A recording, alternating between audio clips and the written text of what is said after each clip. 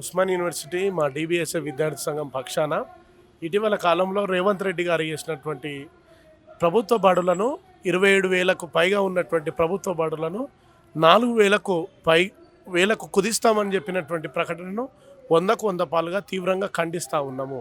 ఇది అనాలోచితమైనటువంటి చర్యగా మేము భావిస్తూ ఉన్నాము.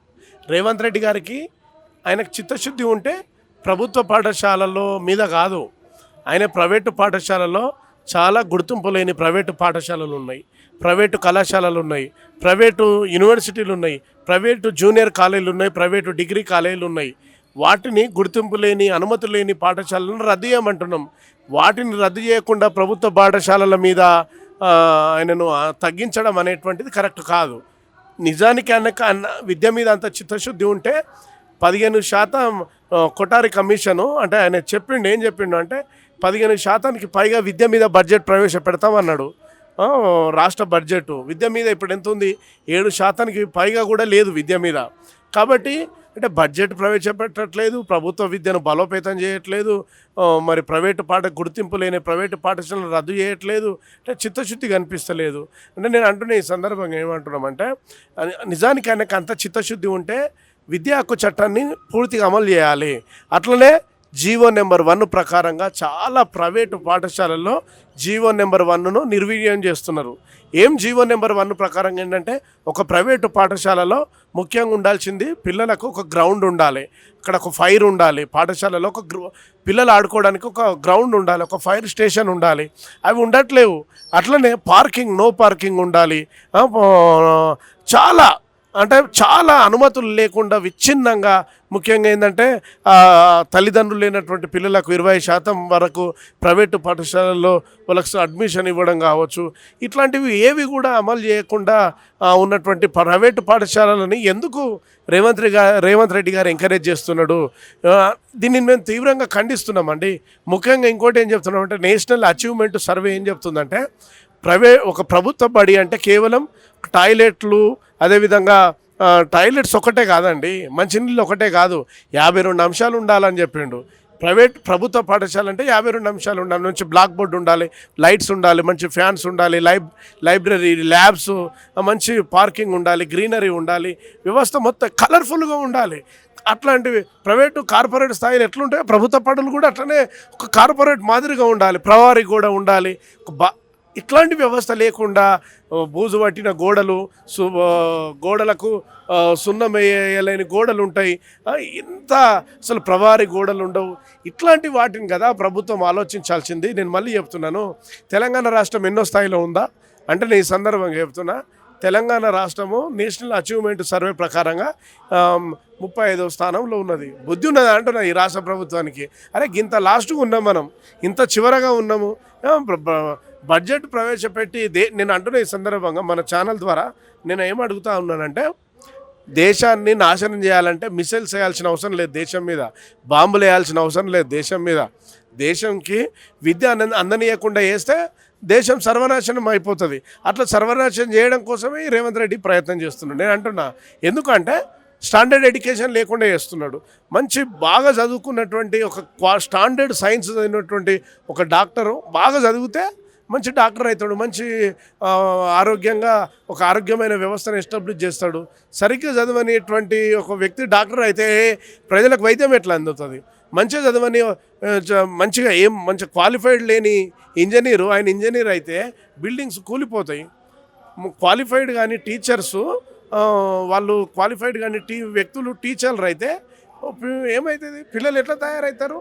కలెక్టర్లు ఎట్లయితారు, తత్వవేత్తలు ఎట్లయితారు, సంఘ సంస్కరణలు ఎట్లయితారు, మేధావులు ఎట్లయితారు, వగేకారులు ఎట్లయితారు, కవులు ఎట్లయితారు, రచయితలు ఎట్లయితారు, ఐఏఎస్లు ఎట్లయితారు, ఐపీఎస్లు ఎట్లయితారు. కాబట్టి ఇది నేను ఈ సందర్భంగా ఏంటంటే ఇది సీరియస్గా ఆలోచించాల్సిన అంశం అండి. ఇది ఆషామాష విషయం కాదు. విద్య అనేటువంటిది మహాత్మా జ్యోతిబా ఫులే అన్నాడు, విద్య ఈ దేశానికి అంటే విద్య అందాలన్నాడు. నెల్సన్ మండేలా ప్రపంచాన్ని మార్చాలంటే చదివే శక్తివంతమైన ఆయుధం అన్నాడు. డాక్టర్ బిఆర్ అంబేద్కర్ గారు కూడా విద్య అవసరం అన్నాడు.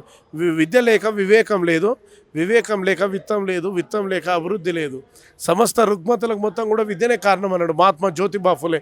మరి ఎందుకు ఈ రాష్ట్ర ప్రభుత్వాలు విద్య మీద ఒక బాధ్యత లేకుండా, ఒక నిర్దిష్టమైన ప్రణాళికలు లేకుండా ఈ చైతన్యవంతమైన సమాజం ఎట్లా నిర్మాణం అవుతుంది, ఎట్లా డాక్టర్లు అవుతారు, ఎట్లా ఇంజనీర్లు అవుతారు, ఎట్లా మేధావులు అవుతారు, ఎట్లా ఎట్లా అవుతారు రేవంత్ రెడ్డి గారు? ఖచ్చితంగా మీరు బుద్ధి తెచ్చుకోవాలి. ఖచ్చితంగా మీ ఆలోచనల్ని మీరు పునరాలోచించాలి. తెలంగాణలో ఉన్నటువంటి తెలంగాణ ఇందుకోసం తెచ్చుకున్నామా? ఒక ఓయూ విద్యార్థులుగా తెలంగాణ కోసం అనేక జైళ్ల పాలై అరెస్టులై దెబ్బలు తిన్న విద్యార్థులుగా మాలాంటి వాళ్ళం తెలంగాణ వస్తే తెలంగాణ విద్యా వ్యవస్థ బాగుపడుతుందని కొట్లాడిన మేము ఈరోజు మీరు విద్యా వ్యవస్థను నిర్వీర్యం చేస్తే ఖబర్దార్ రేవంత్ రెడ్డి, ఊరుకునే ప్రసక్తి లేదు.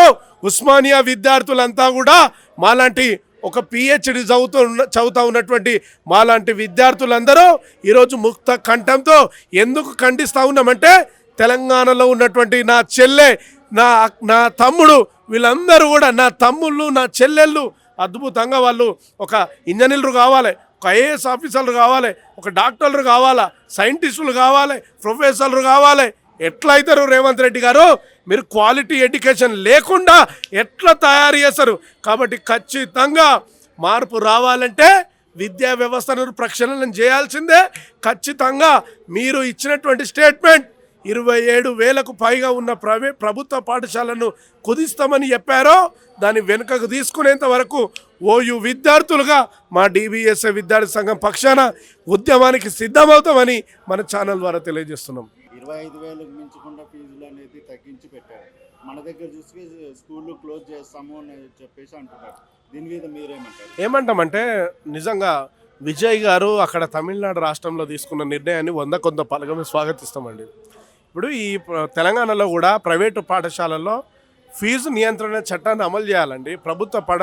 ప్రైవేటు పాఠశాలల్లో విచ్చలవిడిగా ఫీజులు తీసుకుంటున్నారు. ఆ యొక్క ఫీజులను అక్రమంగా అన్యాయంగా చేస్తున్నటువంటి ఫీజులను అరికట్టాలి. జూనియర్ కాలేజీలో కానీ, డిగ్రీ కాలేజీలో కానీ, ప్రైవేట్ యూనివర్సిటీలలో కానీ అన్యాయంగా అక్రమంగా ఫీజు నియంత్రణ చట్టాన్ని తుంగలోకి దొక్కుతున్నారు.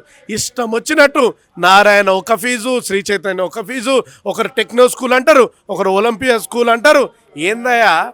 ఏందయ్యా ఇదంతా కూడా? ఏందంటున్నాను ఈ సందర్భంగా ఖచ్చితంగా మళ్ళీ చెప్తున్నాము, ఫీజు నియంత్రణ చట్టాన్ని తెలంగాణ రాష్ట్రంలో అమలు చేయాల్సిన బాధ్యత ఖచ్చితంగా ముఖ్యమంత్రి రేవంత్ రెడ్డి గారి మీద ఉంటుంది.